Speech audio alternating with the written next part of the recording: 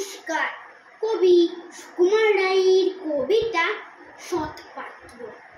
শুনতে পেলাম পোস্ত গিয়ে তোমার নাকি মেয়ের বিয়ে। গঙ্গারামকে পাত্র পেলে জানতে চাও সে কেমন ছেলে। মন্দ নয় সে পাত্র ভালো, রং যদিও বেচায় কালো। তার উপরে মুখের গঠন অনেকটা পেঁচার মতন।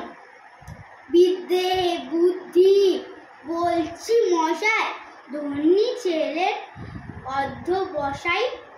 19টি বার ম্যাট্রিকে সে ঘায়েল হয়ে থামলো শেষে।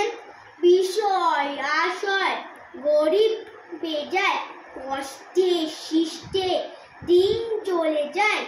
মানুষ তো নয় ভাইগুলোটার, একটা পাগল একটা গোয়ার, আরেকটি সে তৈরি ছেলে।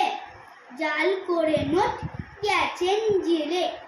কনিষ্ঠটি তবলা বাজায়, যাত্রা দলে 5 টাকা পায়। গঙ্গারাম তো কেবল ভোগে কিলের জ্বর আর পাণ্ডুরোগে। কিন্তু তার উচ্চ গড় কংসরাজে বংশধর।